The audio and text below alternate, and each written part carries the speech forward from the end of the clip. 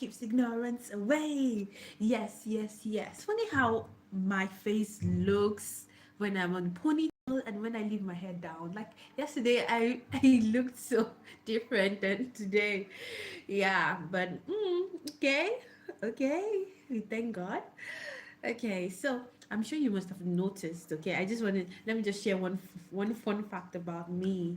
I'm not really a fan of makeup. Okay, so actually I'm not saying I'm not a fan. I'm just not used to makeup. So sometimes when you see me like this, I'm without makeup. I just like being myself. Okay, I wouldn't want to always be preparing for a live video and have to do this. Like it's kind of makes me feel um somewhat like insecure about how I look, even though I know I have got, you know, I've got black eyes. Maybe people call it black eyes, but it's something that I've chosen to accept. I've tried a lot of things on my face. I've tried a lot to be able to erase this black eyes, but I guess it's just part of my self. It's just part of my face. So I feel like it doesn't want to go away. So let me just leave it and just be myself. I prefer to just be myself than worrying every day of how people would look, what they would think, this, that, this, that, this, that. So I just prefer being myself. So sometimes you might just see me like this. In fact, most times you might see me like this. And maybe on some days I might have some concealer on, some foundation on and all those things. And I don't even know the terms. I just know it's something that you put in your on your face to make your face look bright, and all. But I just usually put my lip gloss. That's it. Yeah, that's just it. So in case you're always wondering like why are my eyes always like this, these are why I mean these are how my eyes are. Yeah, my eyes are just like this. Okay, there's nothing wrong with me. I'm okay. I might be stressed, I might be tired, but it you could tell, you can always tell with my eyes when I'm stressed and tired, because I always have a long day. Yes, but then again, we have to do this. Okay, so that's why I need you guys, because I really want to inculcate this book reading challenge. I mean book reading habit, and it's something that I've been wanting to do for a long time, really long time. But whenever I stay alone, so whenever I come back home, you know i I get tired. You know Going to campus each day, working, research as a PhD scholar, all those things like that. So I barely have the time to be able to sit and just relax, and just for some minutes, just sit, relax, have some time to myself. No social media, no this, no calls, no distraction, just me, myself, and my book. So that's something I've been wanting to do for a long time. But whenever you make plans like that, you always feel like, "Ah, okay, I will do it today." And when that day comes, you postpone again tomorrow. I will do it tomorrow. I will do it tomorrow. Even you might even set a reminder on your phone. You might set an alarm.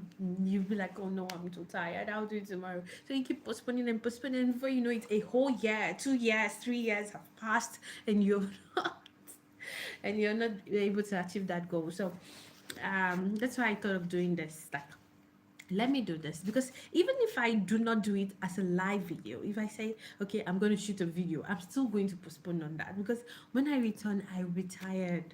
I have to put on makeup. I have to do this, do that. I have to rehearse. I have to prepare. So I'm like, no, no, no, no. If I really want this to work, I just have to be myself. I just have to allow things flow naturally. That's why we started this book reading challenge. I need you guys to be my accountability partner, because I cannot do it on my own. Yeah, so I need you guys. I need you guys. I need you guys. Okay, so if you feel this way also, okay, if you can relate with this, I'm sure some of us can. If you can relate with this, let's do it together. Join me. Okay, so let's get our book, How to Win Friends and Influence People. Okay, so this is a very, very interesting, fascinating, enlightening book. It's a book that will open your eyes to a lot of things. Okay, it's to pinpoint those areas where you've been lagging behind in, you're having a good healthy relationships with people. Okay, so it's a book that will, correct you. It will correct you. You'll learn a lot as well. Okay, and it's by Dale Carnegie. It's by Dale Carnegie. Yeah, and it's a very good book. Very, very good book, particularly if you're having troubles with, understanding people, if you're having troubles with, you know, trying to win people's hearts, if you're having troubles with trying to, win people to your own way of thinking, or trying to convince someone, you don't want to do it the aggressive way anymore, you want to take a different approach, you need to get this book. Okay, I do not know the author, I do not know. I just know that what all the lessons I've learned from this book has helped me a lot, and I believe it will help you as well. So that's why I am recommending this book. I'm not sponsored, I'm not anything. It's just from my own experience so far with the book. Okay. Yeah, so, and you also know it's an international bestseller, so I don't even need to do much talking. I'm sure you must have heard about this book countless times. Okay, so yes, so the part we are on is part three. I think we'll be done with part three. We're already done with part three. Okay, not yet. So the part we are on is on part three, and part three is all about how to win people to your own way of thinking. Oh my god, I forgot to check if my mic. Oh no, I hope you guys have been hearing me. Okay, anyways, let's see. Yeah, so the part three of this book is how to win people to your own way of thinking. So just to do a recap of what we had, what we learned yesterday, it's on principle six. Let the other person do a great deal of the talking. Let the other person do a great deal of talking. So if someone comes to you to ask a question, or someone comes to you to try to verify something, or someone comes to you to give a complaint, or someone comes to you to just pour out their heart to you, like, oh my god, I had a long day, I had an exhausting day, emotionally wrecked day, when someone comes to you like that, don't just begin to interrogate, talk about, or you might shift the attention to yourself, start telling stories about yourself. No, the person comes to you because they want you to be heard. They want to be heard, so you have to listen to them. You have to patient listen to them, let them pour out their hearts to you. You can ask questions in between. Okay, you can ask questions in between. Oh wow, what happened? Oh my god, I can't believe that happened to you. What did you do after that? Like, how were you able to cope with such, you know you ask questions just to be able to motivate the person to keep talking. Okay, so people, like, for people who come to you, mostly people who come to you, according to the Carnegie, they want to, they need someone who can give them a listening ear. They need someone who wouldn't judge them or interrogate them unnecessarily. They need someone who they can be able to feel safe with. Okay, and just pouring out their hearts and the emotions too. Okay, so let the other person do a great deal of the talking. Okay, encourage the person to do most of the talking. Okay, it will really create a favorable impression, the first impression, and the next time they come, they will not want, they would want to, spend more time with you. They will not want to, you know run away when they see you. Okay, so yeah. So always make sure that you're interested in the other person and their problems. Okay, make sure that you are interested in the other person and their problems. Okay, yeah, even no matter how tempting it is for you to talk about yourself, you want to let the other person know about your achievements. You kill that temptation. Okay, so you just have to allow the person do the talking. Okay, let them boast about their achievements, let them rant about their day. Yeah, so that's just what we learned yesterday. So I'm gonna go off mic for some time so I can enjoy my book. Okay, I hope you'll be doing that too.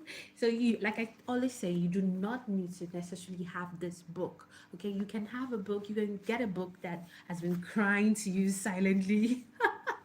Literally crying to you somewhere. Read me, read me, read me, read me. Just one chapter, just one chapter.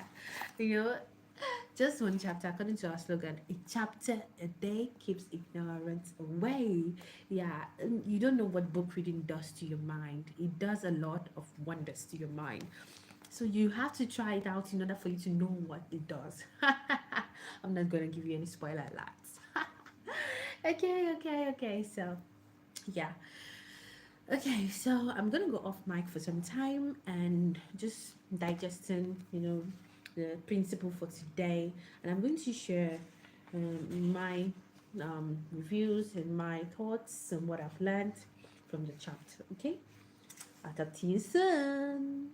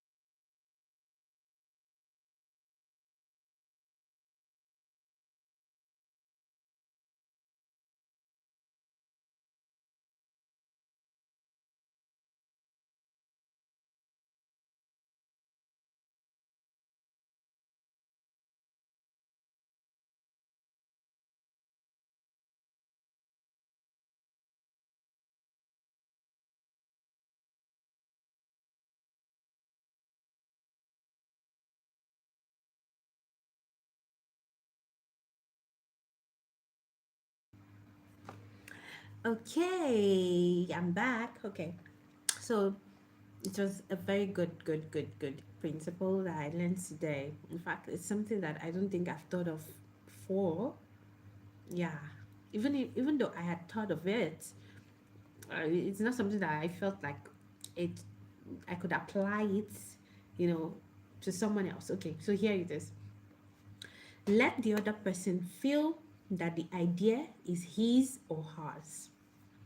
Let the other person feel that the idea is his or hers. So what this principle is about is, if you want someone to cooperate with you, if you want someone to, you know, you want to win them to your own way of thinking, you want to propose something to them, you're trying to sell them something, you're trying to, yeah, whatever you're trying to make that person do, you have to make the other person feel like it's their idea. So there's an example that Dale Carnegie illustrates in this book, and there was a, should I say, an artist who sketches for textile companies. Those companies that produce textiles. Yeah. So he does a lot of design sketches for them in order for them to have wonderful designs on their textiles. So he has been trying to sell his sketches to a particular company for some time, and every time he meets up with the person is always saying, "Oh, not today. Oh, not today." Like the person is always rejecting his designs. So what happened was that the next time, when he started taking courses on how to be able to convince people, how to be able to you know like Dale Carnegie's course, How to Win Friends and Influence People, um he decided to do things differently. So what he did next time was he took an uncompleted sketch.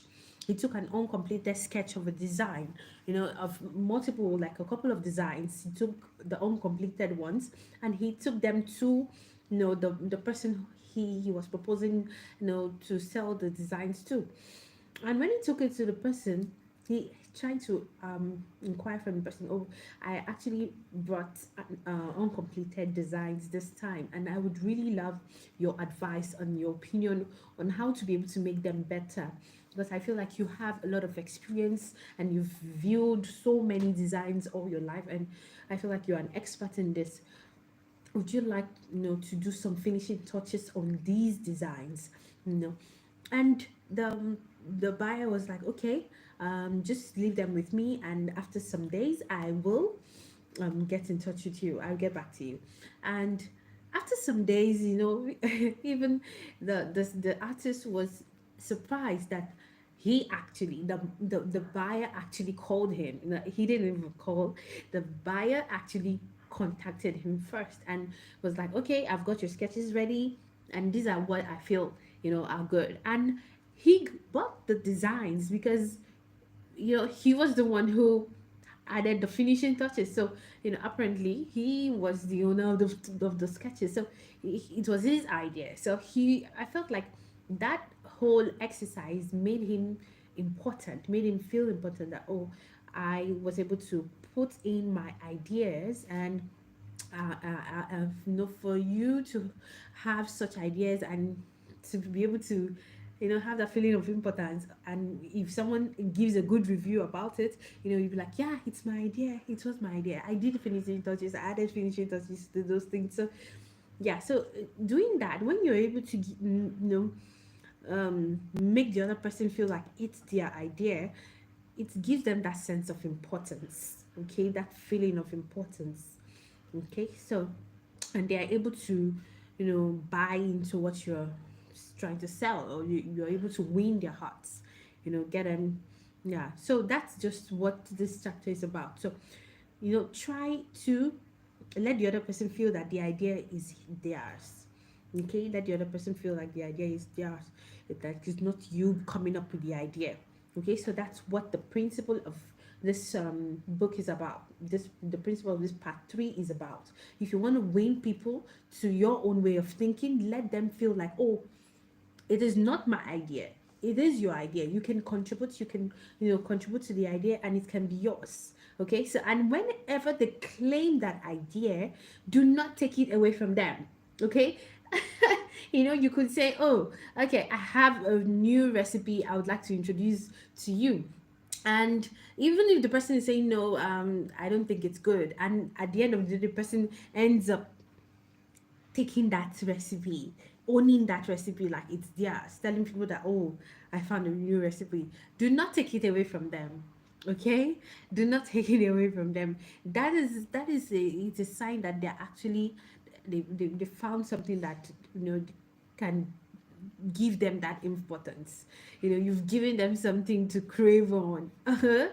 So even if they don't admit it to you, it's something that they they feel it's right. Okay, so yeah, so that's what the principle is about. Let the other person feel that the idea is his or hers. Okay, yeah. So that's what this whole chapter was about, and it was a very very good chapter. I learned it was enlightening. It was enlightening. For real, it was enlightening. Yeah. So guys, thank you so much for indulging me again once again. I hope you had a good one, reading your book. Yeah. So I'll schedule it for another day, tomorrow again. I hope to see you tomorrow with your book in hand, no distractions, nothing. Yeah, so thank you so much. I'm so glad we were able to do this today. So glad. Enjoy your weekend. I'll see you tomorrow. Bye.